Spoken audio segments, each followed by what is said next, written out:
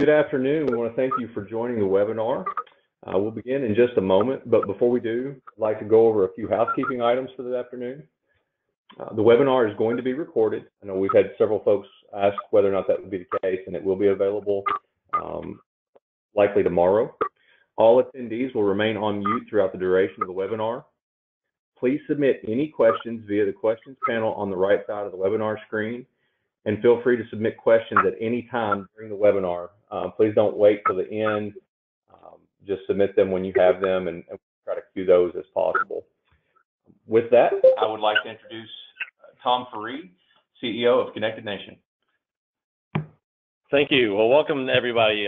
It's quite a treat to have so many of us joining this afternoon for our discussion with the RUS Administrator Chad RUPE and team. Again, thank you for joining the webinar to talk about round 2 of USDA's ReConnect loan and grant program. Today we are honored, as I said, to have the Rural Utility Service Administrator Chad RUPE join us, as well as Joan Kaiser, a member of the USDA ReConnect support team. Administrator RUPE, by way of introduction, has a rich history with rural America, serving as the USDA Rural Development State Director for Wyoming from 2017 to 2019. He was a leader for rural broadband, serving on the Rural Development State Director's Broadband Working Group and assisting state government with the efforts to deploy broadband in rural Wyoming. On behalf of Connected Nation, we'd like to thank you both, Administrator RUPE and Joan, for your time and your commitment to rural America and for joining us today. Certainly with the State of the Union address last night, a lot of attention has been paid to connecting rural America, and we're glad to be joining under that banner today.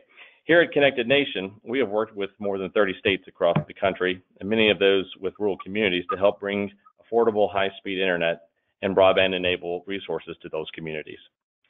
We have seen firsthand, and we know the importance of the federal programs like ReConnect and the impact that funding can have in such small rural areas, which are oftentimes starved for adequate broadband connectivity.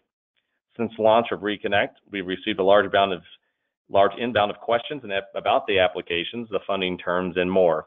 And as many of you know, with this second round of ReConnect funding, USDA will continue in its promise to make up to $200 million in grants available, as well as up to $200 million for 50-50 grant loan combinations, and up to $200 million for low interest loans with applications being accepted through March 16th of 2020. With this launch, we saw a great opportunity to support our communities by clarifying what we can expect, how folks can submit quality applications, what local leaders can expect from the funding, and more. And again, I'd like to thank Administrator RUPE and Mrs. Kaiser for your time today, and I graciously turn the floor over to you both for your presentation. Thanks, Tom. It's exciting to be here, and I greatly appreciate everyone joining us today. It was quite an exciting time last night when the President mentioned connecting rural America with broadband. A very exciting time here in DC, and it's a great opportunity for America to truly advance this critical infrastructure. We're grateful to Congress for giving us the funding that we need to be able to move forward with this pilot program. I think in order to be able to understand where we're going, it's also important to understand where we've been. And so a few highlights from round 1 that I'm going to share with you all today. And some of this is new information that hasn't been published yet, but I think it's something for you to be aware of. We have obviously announced about 54 awards for $512 million so far in 27 states. The great news is we're not done announcing awards for round 1. We still have several more awards to announce that's going to be happening over the next few months here. So that's great news. That's a great opportunity for people to get connected. And what I will say is this, we're highly oversubscribed. With the $600 million from round 1, we had $1.4 billion in applications from 146 applicants. With this $550 million in new budget authority for round 2, the interesting part to that is that because we're so highly oversubscribed in round 1, that means a lot of folks are going to be coming back and massaging their applications and improving their applications from round 1 to try to continue to go after that money. We also have people competing for new applications and some successful awardees who are going for more money. So I think it's important that when you move forward and work on your application for round 2, I would say 2 things. 1, don't wait. 2, do the best application you can. And when I say that, I think it's very important that in order to truly submit a successful application, I do think it's important for you to attend one of our workshops that we'll go over here in a few minutes on being sure that you know what's needed to be able to submit a good application. I realize that submitting applications to the federal government can be a little bit overwhelming and very time consuming, but our online application has truly improved our timeliness in making decisions and our ability to be good stewards of taxpayer funds. We want to make sure we have good partners at the table who are providing sustainable projects for the long term. I think it's very important as a federal government that we invest in quality service once and do it right, rather than having to go back and reinvest and reinvest and reinvest in the same location for the same service because technology improves. So I would ask that as you move forward, you think about that commitment that you're making to rural America and the needs of society as we advance in technology and increase our demand for data. That's why when we ask people to provide service, we want to ensure that, first of all, you're going into an area that does not have service currently, and you invest it properly to provide at least a minimum of 25/3 service on a 24/7 basis at the household level. I think those are some critical gateways to be able to move forward. We are given priority for, or I should say, giving extra priority points for the grant portion of the application for people who choose to be able to provide technology that gives 100 symmetrical up and downstream services as you move forward. And that really meets the long-term needs of society as we advance. When we talk about average project size from round 1, we've got about $11 million invested into an average project.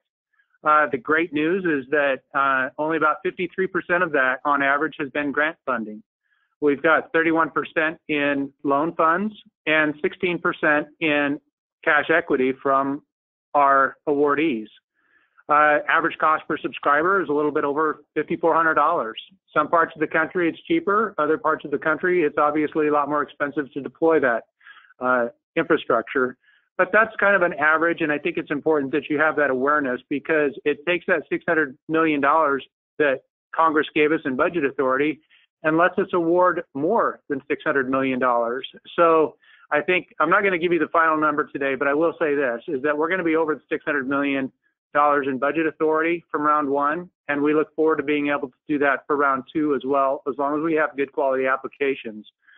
And then in 2020, in fiscal year 2020 budget, in the Appropriations Act, we received another $555 million from Congress. So that was a great vote of confidence in our round 1, and we've made some improvements for round 2, so I'll have Joan go over those today. But I think it's great to see that Congress has faith in our ability to be good stewards of taxpayer funds and deploy this infrastructure responsibly. We are also doing a great effort to ensure that we have good quality mapping data and share that strategy with our other federal partners and our state level governments. So anytime a state level government has GIS level data for mapping, we would be happy to incorporate that into our decision-making process as we do service area validations and desktop reviews before we put our boots on the ground verification to ensure that we are not overbuilding, but we are providing adequate opportunity for everyone in a service area as we receive these applications. So with that, I'll turn it over to Joan and she'll go into greater detail. Thank you so much, Mr. Administrator. Again, my name is Joan Kaiser, and I'll be presenting the slides for you this afternoon. Before we dive in, I just want to go over a little bit of logistics. We're going to do a little bit of a slide presentation here for you, and I'll walk through some recap and some new information. And at the end, we will have some time at the end of the webinar to answer live questions. So do please feel free to submit questions throughout the presentation via the Q&A box on your screen. And Mr. Faria and Mr. RUPE will engage in a question and answer session to deal with as many of those as we can get to as time permits. This webinar will walk through the ReConnect program requirements as outlined in the 2019 Funding Opportunity Announcement, or FOA, that was published on December 12, 2019. We'll start with program updates related to the first round of funding, and I'll add a little bit more information to what the administrator just gave us, and an overview of the program's background and timeline. Then we'll move on to an overview of program eligibility, application requirements, and scoring criteria based on the current FOA. The presentation also provides a summary of changes from round one, along with some next steps, including upcoming outreach activities and available resources, just like those workshops that the administrator just mentioned. Please keep in mind that the information provided today is very high level. This webinar is designed to foster understanding of the basic requirements of the ReConnect program based on the current FOA. Near the end of the presentation, we'll provide some guidance on where to find some additional resources and information, as well as how to reach out if you have questions after today's webinar. Next slide. Before we take a closer look at the ReConnect program, I'd like to provide an update on outcomes for the first round of funding. Next slide. USDA received 78 applications for the 100% grant product, requesting a total of $522 million, representing 34 states and 151,000 households. For the 50-50 loan grant combination, USDA received a total of 53 applications, requesting $637 million. That's $342 million in loans, in grants, and $295 million in loans. And this category represented 32 states and 148,000 households. For the 100% loan product, a total of 15 applications were received, requesting $258 million, and again, representing 22 states and 165,000 homes and businesses. And as the administrator said, the program is very popular and oversubscribed. In total, USDA received 146 applications requesting over $1.4 billion across 41 states. Next slide. Next, I'd like to provide a quick overview of the ReConnect program, how the program started, and its timeline to date. Next slide. As many of you know, the ReConnect program is a broadband pilot program that offers federal loans, grants, and combinations of them to facilitate broadband deployment in rural areas. ReConnect loans and grants can fund the cost of construction, improvement, or acquisition of facilities and equipment necessary to provide broadband service in eligible rural areas. This pilot program will generate both private and public sector investment, and those investments will deploy broadband infrastructure to provide high-speed internet e-connectivity for as many rural homes as possible, including homes, essential community facilities, and businesses. The mission of the program is to expand broadband service to rural areas that lack sufficient service access to broadband. For round two of ReConnect, the same definition will be used as in round one, which defines sufficient broadband as 10 megabits per second downstream and 1 megabit per second upstream. Next slide. In the 2018 Consolidated Appropriations Act, Congress provided $600 million to the broadband pilot program that we now call the ReConnect program. The program focuses, again, on areas that lack or have insufficient broadband service. And once again, for this program, sufficient access is defined as 10 megabits per second downstream and 1 megabit per second upstream. If an area has less than 10-1 service, then that area meets this eligibility requirement. And Joan, I would like to add one other point here, and I said it earlier, but I think it's important to emphasize this for everyone's understanding. What we're talking about here is 10-1 service on a 24/7 basis at the household level in a proposed service area.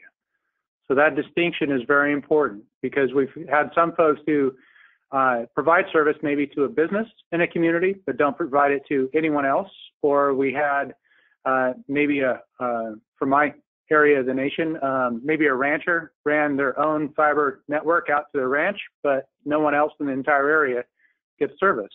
So those kinds of things are the reasons why we're trying to make sure we're accommodating this build out and having a little bit of flexibility in how we deploy that service. But that baseline understanding, I think, is very important, both for the awardee and for anyone who chooses to challenge an application, to where they understand what we mean by 10-1 service. Great. Thank you so much, Chad. I really appreciate you adding a little bit more insight for our audience today. To continue, the ReConnect program also includes incentives built into the application process that encourage applicants to focus on farms, businesses, educational facilities, healthcare facilities, and essential community facilities while you're planning your broadband solution. The minimum requirement is to provide 25 3 megabits per second service throughout the proposed service areas in rural America. In fiscal 2019, an additional $550 million was added to the program by Congress. And as the administrator just told us, we've gotten another $555 million in the fiscal 2020 Consolidated Appropriations Act. And I will add one other item there, in the fact that we are working diligently with the FCC to make sure that we coordinate our deployment of our funding effort in alignment with the Rural Digital Opportunity Fund that the FCC is working to deliver later this year. We don't have any decisions on how we're going to deploy these funds at that time to make that coordination finalized, but once we do, we will be very public in how we pursue that funding opportunity. Great, thank you so much. Throughout this webinar, we'll review the program requirements based on the current funding opportunity announcement. And as we do, I'll highlight some important changes that will be implemented for this second round of funding. Next slide, please. Before we dive deeper into the program requirements, I'd like to highlight a few milestones for you in the ReConnect program and some important dates to remember as we move forward in the second round of funding. Starting in 2018, on March 23rd, 2018, Congress passed the Consolidated Appropriations Act. Then on December 14th, 2018, RUS announced the first round of funding under the ReConnect program and published the corresponding funding opportunity announcement. The application windows for the first round of funding were open between April 23rd, 2019 and July 12th, 2019. And USDA conducted its application review process from July 2019 through the end of the year. On December 12, 2019, the agency officially announced the second round of funding under the ReConnect program and published the corresponding current funding opportunity announcement, or FOA. Looking ahead to the second round of funding, the application window for all three funding categories will be open from last Friday, January 31st, 2020, through March 16th, 2020.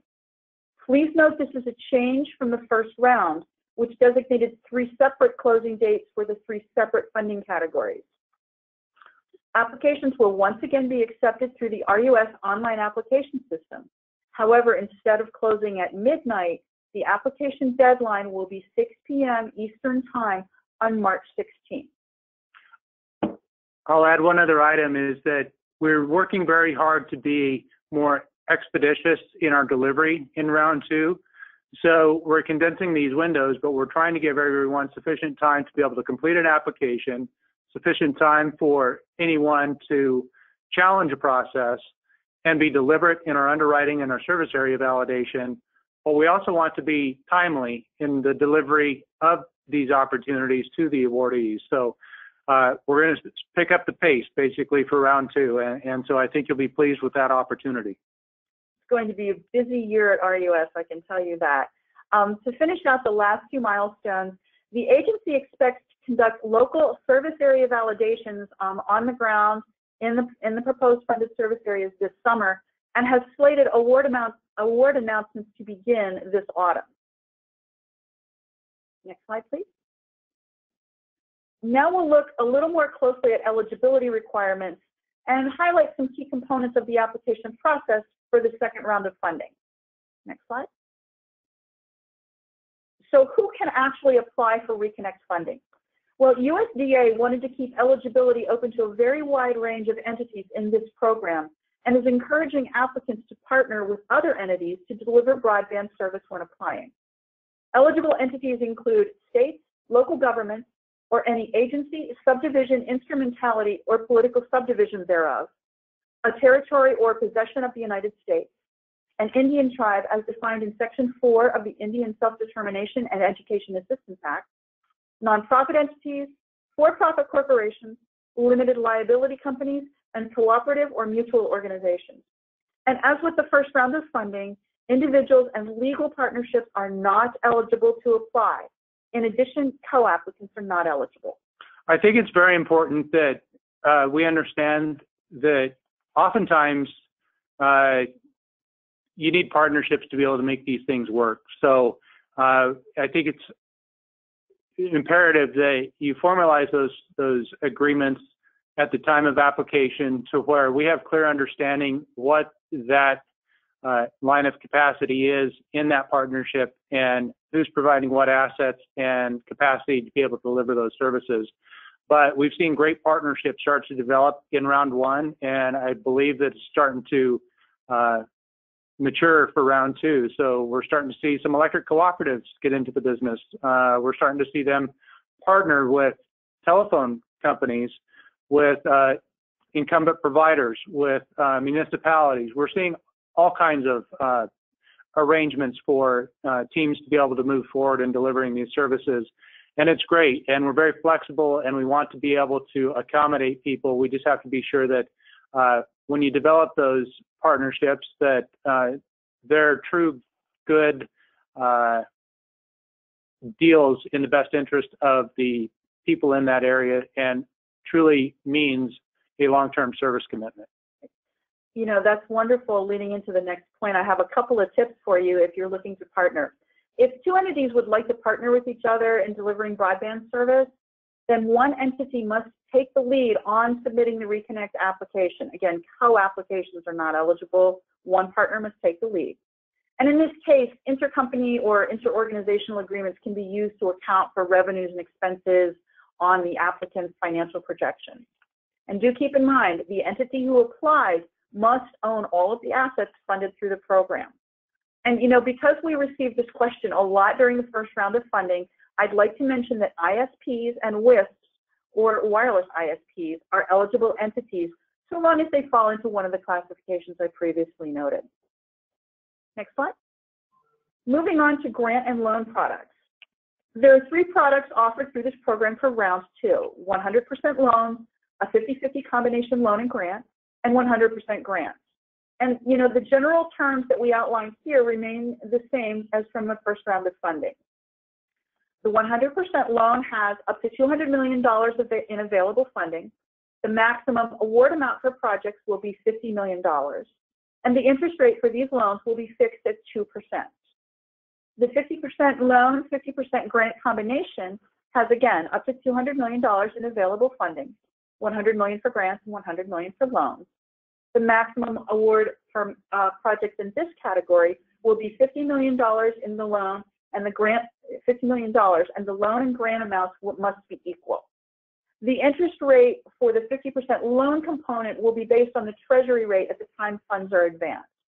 And finally, for the 100% grant product, that also has up to $200 million in available funding.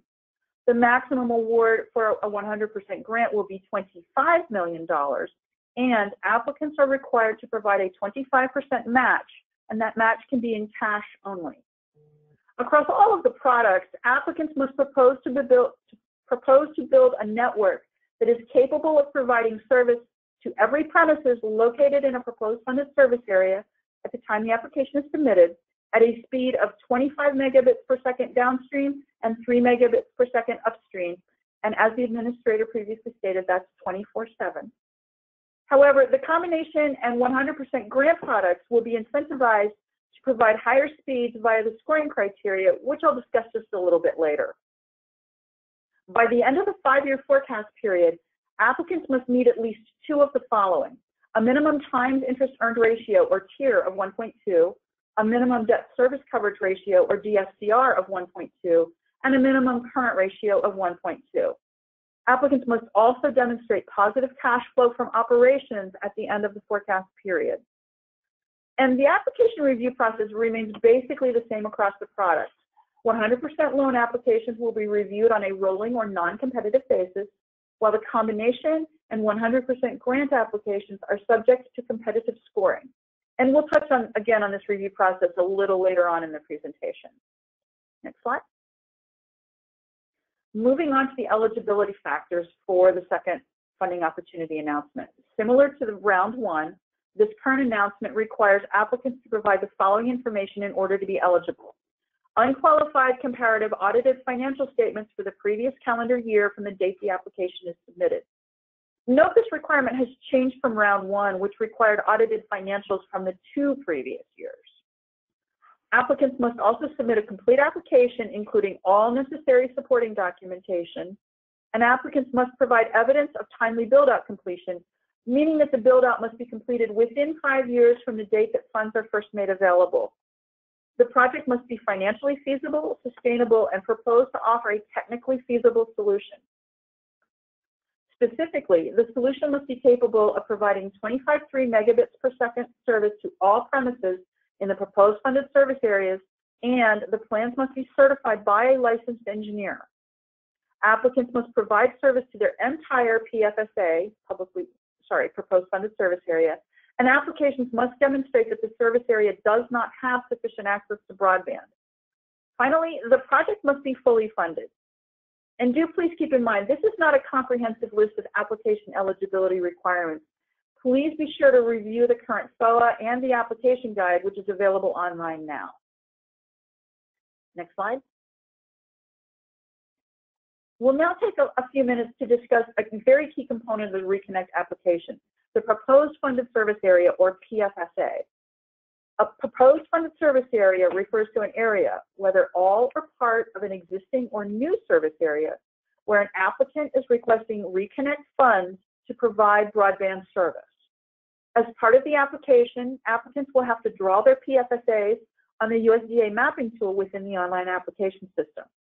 Applicants will also need to draw any non-funded service areas, or NFSAs, as part of completing their application.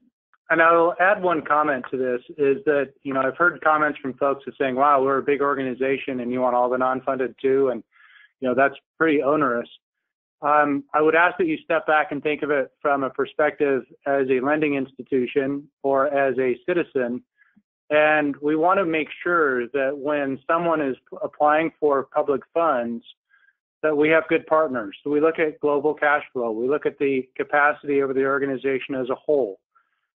That can't be discounted. Those are very important things. I've got a lot of years of banking experience, and I can tell you, just because someone is big doesn't mean that they may not be stable, or you may not have issues.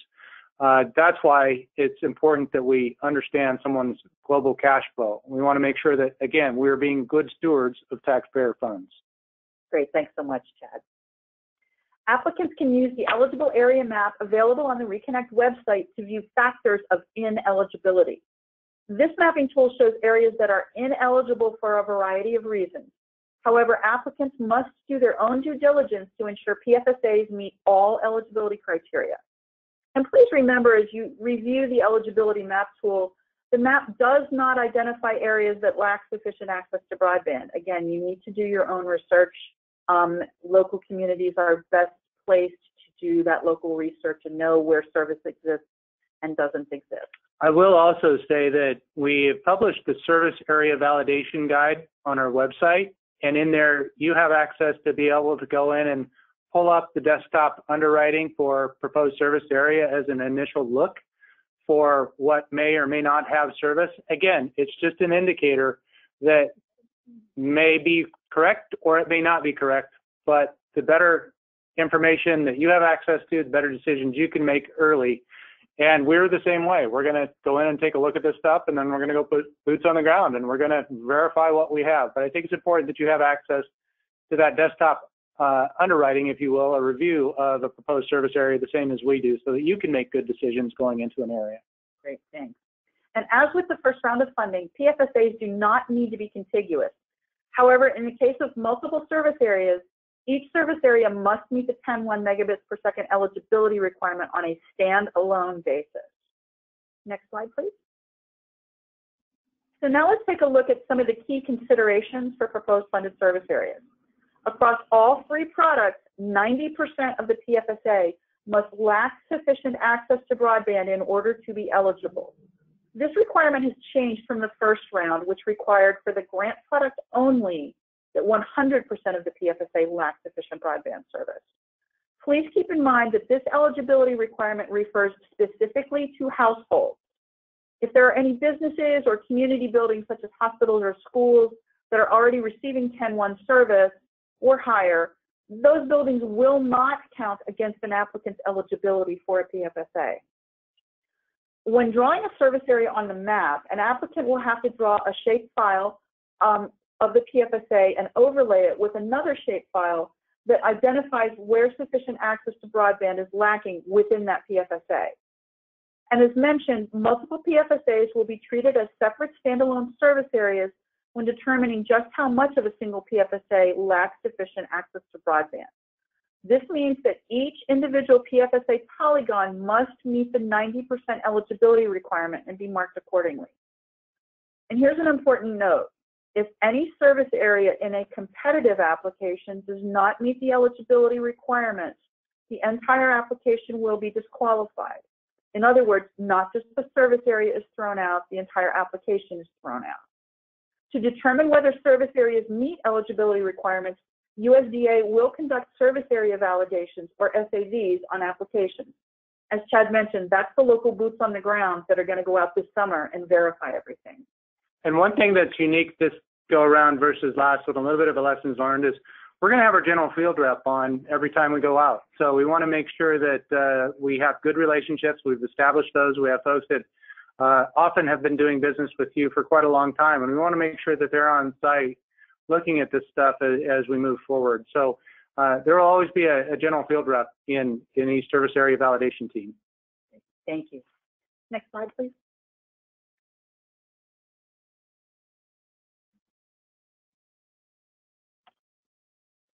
This slide includes an overview of eligible costs associated with the ReConnect program. Eligible costs must be consistent with the cost principles identified in 2 CFR 200 Subpart E cost principles. In addition, costs must be reasonable, allocable, and necessary to the project. Award funds may be used for the following purposes: for construction or improvement of facilities, including buildings and land, required to provide broadband service; to fund reasonable pre-application expenses, which may not exceed 5% of the total award. Pre-application costs must be incurred after the publication date of the current FOA, which is December 12, 2019, and be documented. There's one exception to this requirement. The pre-application expenses of an applicant who applied for funding in round 1 may be eligible for reimbursement in round 2 if the expenses support the round 2 application. However, RUS reserves the right to accept or reject expenses associated with round 1. Award funds may also be used to fund the acquisition of an existing system that does not currently provide sufficient access to broadband. However, this cost is only eligible under the 100% loan category, and the cost of the acquisition is limited to 40% of the total loan amount. Next slide, please. Next, we'll discuss some important considerations related to developing the network components of the application. Applicants will need to submit the following: a network design, which includes a description of the proposed technology for use to deliver the broadband service, a network diagram, a build-out timeline and milestones for project implementation, and a capital investment workbook and capital investment schedule showing that the system can be built within 5 years. And similar to the first round of funding, these requirements must be certified by a professional engineer who's licensed in at least one state where project construction will occur. The certification from the engineer must state that the proposed network can deliver the broadband service at the required level of service to all premises in the proposed funded service areas. And keep in mind, the ReConnect program remains technology neutral and only requires that the solution meet the minimum construction requirements of 25 free megabits per second to all premises. Now, please note, this is a very high-level introduction to the network requirements. More detailed information can be found in the 2019 funding opportunity announcement and the application guide, both of which are available on the ReConnect website. Next slide, please.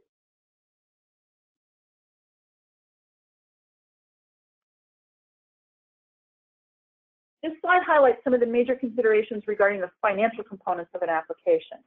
Applicants will need to submit detailed financial information related to their proposed project, which includes a financial pro forma, which covers 4 years of historical data, the current or bridge year, 2020, and 5 years of projections.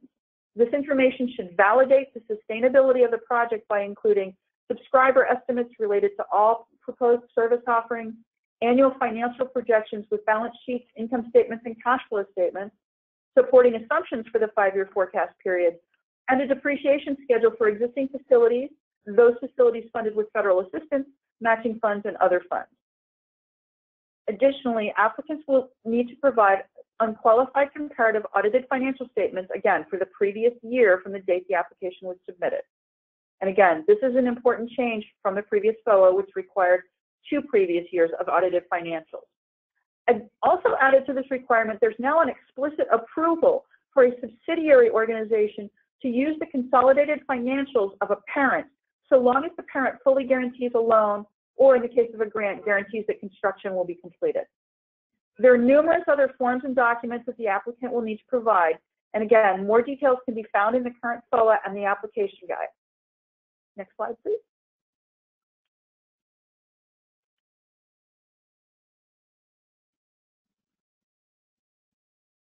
Now we'll discuss a few important considerations relating to environmental concerns on the application.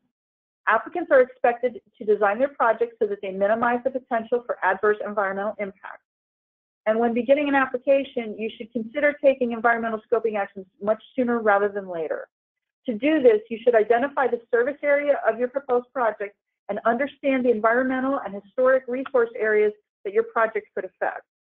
Next, you should facilitate early consultation with resource agencies and identify if the proposed project will require new rights of way or if it can be built within existing rights of way. Applicants should determine whether the project service area will impact native tribal lands, protected farmlands, or federal lands. And similar to the previous FOA, the current funding opportunity announcement requires that applications comply with the procedural provisions outlined in 7 CFR 1970. And to facilitate that compliance, the applicant must provide completed environmental questionnaires, or EQs. Those EQs consist of project descriptions for environmental review purposes. All project activities, specific project locations, and supporting documentation must be provided to further the agency's analysis of potential environmental impacts. In addition, an applicant must supply the required environmental authorizations and permits, including those required by the National Environmental Policy Act of 1969, the National Historic Preservation Act of 1966, and the Endangered Species Act of 1973 as applicable. Project maps and site plans are required to identify cable routes, building locations, tower locations, equipment locations, and all structures and facilities that are part of the project. The agency will use this data to do an environmental review of the project and reserves the right to request additional information after an application is submitted to facilitate the review. And as with the previous FOA, applicants will be required to complete construction maps, which are composed of sites and routes and corresponding descriptions, and again, the required EQs. Please note, construction activities may not start under a ReConnect award until USDA confirms that all environmental conditions have been met by an awardee. And I think that's very important that we note that. Traditionally, USDA has had a longer time frame to make decisions and move forward. And we're trying to be acting in your best interest as we make these decisions, give you surety of funds, but we have to ensure that we comply with the law when it comes to environmental regulations and statutes. So you cannot begin construction until we've told you in writing that you're authorized to do that. And so please do not jeopardize your funding by being anxious and starting to turn dirt before we've given authorization. Great, thank you, Chad. Moving on to FOA 2 scoring criteria. As I mentioned earlier, applications for the combination loan grant and 100% grants will be reviewed competitively and will be scored based on a variety of criteria. On this slide, we give you an idea of the different elements that contribute to the scores, as well as to how you can achieve some of those points. First, up to 25 points will be awarded based on the rurality of the proposed funded service area as measured by the population of the PFSA per square mile. If multiple service areas are proposed, the density calculation will be made on the combined areas as if they were a single area, not average density. And expanded for the new round 2 FOA, applicants can also gain points for rurality if all PFSAs are located at least 100 miles from a city or town that has a population of greater than 50,000 inhabitants. USDA is providing a map layer on the eligible area map that shows areas that would be eligible for rurality points under this criterion. This score will be calculated automatically by the application system. Do keep in mind that applications can only receive this score once and will not get extra points for satisfying both options. Moving on, applicants can receive 1 point for every 10 farms up to a maximum of 20 points. For the second round of funding, farms will be counted using the 2017 Census of Agriculture data presented in the GIS layer of the RUS mapping tool. The score, again, will be calculated automatically by the application system, and applicants will no longer be required to submit pre-subscription forms for farms to gain points, as was in the case of round 1. 20 points will be awarded for projects that are proposing to build a network that is capable of providing at least 100 megabits per second symmetrical service to all premises. Note that the certification from the professional engineer must certify that the proposed system can deliver these speeds to every premises in the PFSA. Applicants can receive 1 point for each business that pre-subscribes for broadband service up to a maximum of 15 points. And applicants can also, again, receive 1 point for every healthcare facility in a PFSA, again, up to a maximum of 15 points. Similar points for educational facilities and essential community facilities, which were formerly called critical community facilities. Again, 1 point for each up to a maximum of 15. Healthcare, educational, and essential community facilities will also be identified using the GIS layer on the mapping tool on the ReConnect website.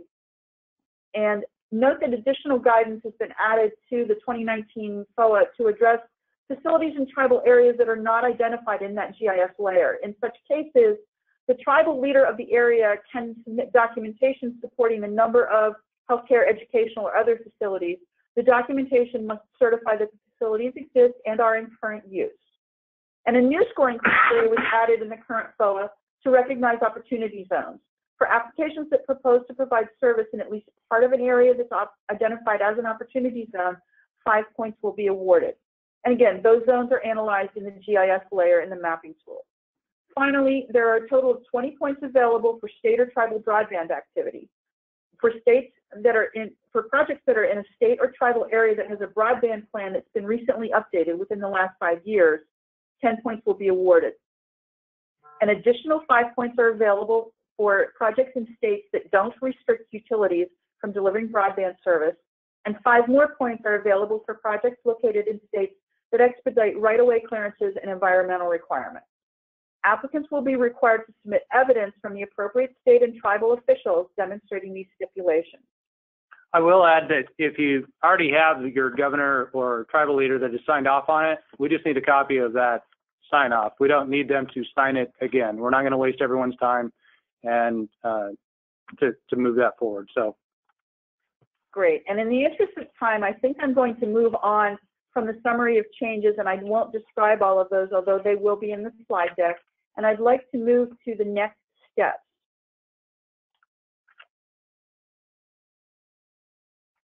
One more slide. One more slide.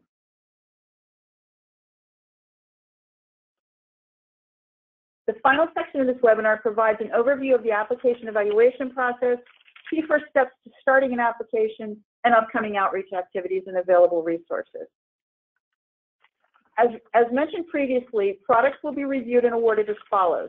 100% loans will be evaluated on a rolling basis, meaning eligible applications will be reviewed on a first-come, first-served basis.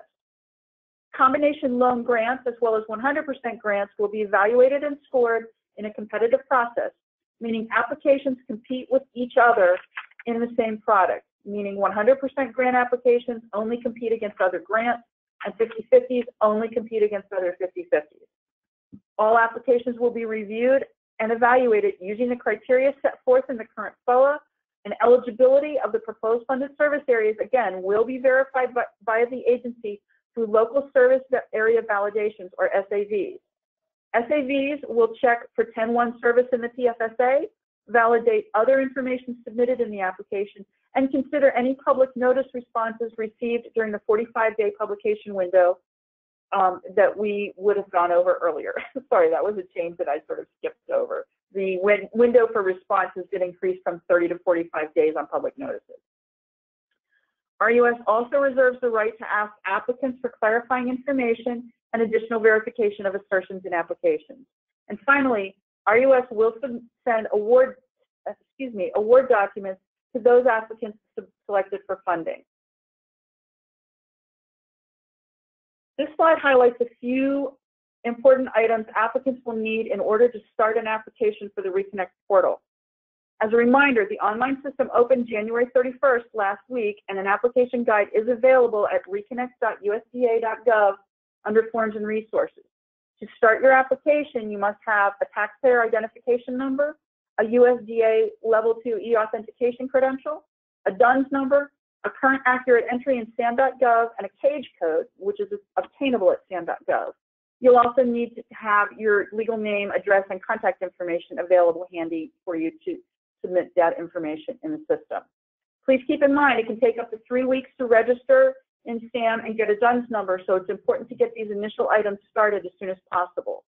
To begin your application process, you need to complete an authorized representative request or an ARR process, and you can start that now in the system. In closing, I'd like to mention a few resources available to you. USDA is providing resources and technical assistance as you prepare your application for the ReConnect program. The support team is going to connect workshops and webinars throughout the application window, and registration for all of those is free. And again, we will be conducting several more webinars, and you can register for those events on the ReConnect events page. The ReConnect website is also a great resource. It contains lots of materials and is being constantly updated for materials that are pertinent to the current FOA. In addition, USDA maintains a help desk to respond to questions submitted through the ReConnect website, so please use that as well. Finally, I'd like to mention that the upcoming dates for the workshops are February 12th and 13th in Denver, February 19th and 20th in Atlanta, and February 25th, 26th, and 27th in Arlington, Virginia. And for current awardees, please save the date. There's a post-award workshop coming up in mid-March in Dallas, Texas. This concludes the slide presentation, and I'd like to turn it back to Mr. Faria and Mr. RUPE for the question and answer period. Thanks, John. Great, Joan, thank you so much. Well done, and certainly a lot of rich content there. As mentioned earlier at the top of the call, we will make sure and distribute the content post-call for those that want to revisit some of these points that you've brought forward. Not to be outdone, though, we have a pretty active board today, Administrator RUPE, and we're excited to throw a couple questions to you and Joan, and we'll start first. How will USDA work with states to ensure How will USDA work with states to ensure that states have not awarded grants to areas where applicants are applying for ReConnect funding since the state certification is no longer required? I think it's important that we have the boots on the ground test and we understand who's providing service in that area. In addition to that, we have good, strong coordination between our general field reps and the state agencies. So we will do that on an as-needed basis as we move forward. Great. Second question, if the FCC's maps are wrong for an area, how do you handle this? The FCC maps lack a lot of granularity, and we understand that. And that's the reason why we're using a variety of desktop underwriting tools from a variety of sources. That's why we're highly encouraging our state broadband managers to partner with us if they've got more detailed information. We'll take all sources of information prior to going out and doing our boots on the ground to truly understand what's currently out there. We don't take anyone's one sole source data and claim that as the single source authority for whether or not someone has service. the reason we're doing the boots on the ground test. That's the best way we can do it currently to get the right answer. Great. Here's another one. Can you give us a feeling for the number of points scored by past winning applications? I can tell you this, that oftentimes in the last round, we worked thoroughly through our list, and it was a matter of whether or not we found service in a proposed area. That was, quite frankly, the determining criteria on quite a few of our applications. So I can't promise that's going to be the case in the future, but in this first round, the scoring criteria, I would just say this: be truthful. Don't overestimate your points and overestimate where you're wanting to go. And I wouldn't get entirely hung up on it. It's something that count it for what it is and move on, and we will take that into account. Yes, we had a high level of competition, but when we went in and we found that service was already in an area above the threshold that we had determined, that knocked out quite a few applications. And so that was really the determining factor, not the points associated with the application. Great, thank you. So we touched on this a little bit earlier, but perhaps you can hit this one more directly. How will an area be deemed rural? First of all, we only provide these services to populations of less than 20,000. That's a statutory requirement in our telecom program as a whole. So that's the first criteria. And beyond that, it's a matter of how do we best provide service to an unserved area within that framework. Great. Will there be another round of funding after this current round? We are diligently working through how to coordinate our funding for the $555 billion with the Rural Digital Opportunity Fund announcement from the FCC. So we have not yet made a decision on how to move forward with that, but we will be expeditious and do what we think is in the best interest of our constituents out in rural America to be able to provide that in a sound manner that doesn't conflict with our other federal efforts. Great, thank you. Another one here. Since most entities will not have their audited 2019 financials, do you mean the use of the 2018 audited financials? Hi, this is Joan. I can give you an answer for that question. If you do not have your 2019 audit complete, you can provide the two previous years. That would be 2018 and 2017.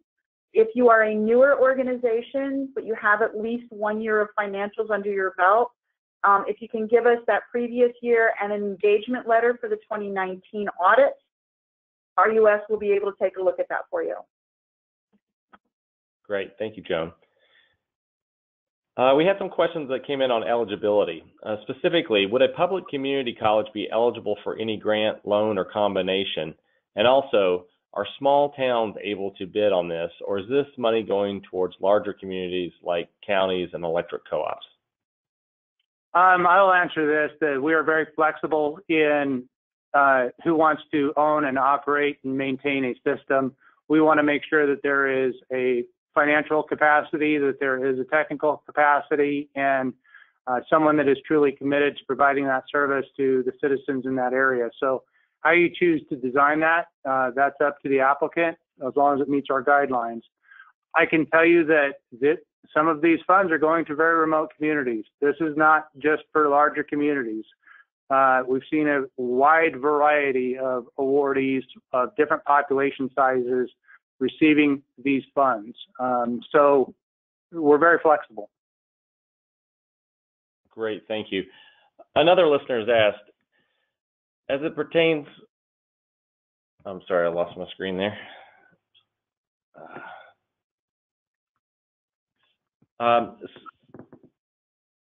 When ReConnect Round 2, can ReConnect Round 2 be used to conduct a feasibility study to understand needs and infrastructure of the rural community to better plan deployment of broadband? The short answer is no. This funding is to provide the last mile, and that can include middle mile construction, but we want to make sure that it provides that last mile connection as we're awarding funds. If it's a middle mile project on its own, it would not qualify. But this also does not provide just for planning funds. This is not that type of funding. I would encourage you to reach out to a variety of resources to help provide that, but that is not available through ReConnect. Great. Thank you. Another one has posted, when we help our readers with modeling network costs, we find that premises per road mile is a better cost need predictor than overall population density. Any rating allowances beyond gross density? Financial feasibility. We'll look at it and what's in the best interest of, if we have a competitive bid, if you will, for the same area, we will look at who's providing the best service in the best interest to the constituents of that area, and that's kind of a subjective method that we'll use based off of our experience and capacity to make that determination. Okay. Let's do two more, Administrator Root. Okay. We have a small WISP in Arizona, about 400 subscribers. It's been around for 10 plus years, so it's quite stable, and we have some areas we want to expand. Where do small public libraries go in your category? And educational facilities or essential communities? I believe they go under education. We'll have to double check, but I'm pretty sure they go under the education piece. But yes, they do get counted. So if you put them in there, we will count them. Well, I apologize. We had that there was some oddities there in the question. I believe we had two combined ones. So you actually entertained that question very well. Appreciate that. We'll take one more here, and then we'll begin to wrap up. How should a state notify USDA that it commits to expediting right-of-way permitting? Usually what we've gotten is a letter signed by the governor saying that they've met the criteria for the state broadband activity. And once we receive a letter from the governor of that state, that is true for any of the applicants that are providing service in that state. So usually we'll get a letter directly from the governor's office here at our headquarters, or sometimes we'll get it through the provider. We've received it in several different ways. Okay. Thank you for that. Administrator Root, Joan, we've had so many questions here. There's no way we could have gotten all to them. For those of you that had submitted questions and we were not able to get them posited here this afternoon, we will, Connected Nation will work with Chad and his team there to make sure that we get answers back to you as quickly as possible. With that, we will be wrapping up, and like to again, just once again, thank you. We've had a huge turnout here. Joan, I know that speaks well for your all's impending workshops, so hopefully that continues to drive interest to those. Those are very useful, and so I would encourage those that can make that calendar stop. Administrator Root, final comments as we begin to wrap today? I would just, again, highly encourage folks to attend the workshop. I think there's a lot of value there of having face-to-face contact with our technical staff.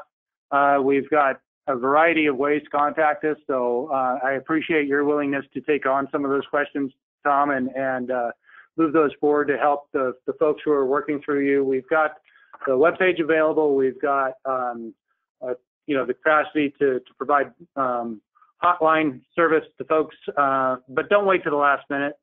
What I tell people, this is not a college paper where you're trying to get a C on. This is a serious project with a lot of capital involved. So start early and work hard, and hopefully your efforts will pay off, and we'll do everything we can to support your efforts. This is critical for America. We understand that. We're seriously engaged in providing this service. So this is a very high priority for myself, for the Secretary, and for the administration. Well, once again, thank you so much for your time. We'll conclude. This concludes our webinar for the day. If you do have questions, we will take them off the board. If there are ones that you think of after we wrap today, as indicated here on the slide, you can direct those to Mr. Wes Kerr at wkerr@connectednation.org. and also look for the posting of this content off the Connected Nation website here within the next 24 hours. Again, thank you for all those in attendance, and thank you to Administrator RUPE and Ms. Kaiser. Have a great day. Thank you. Thanks. Take care. Bye-bye. Right at 4.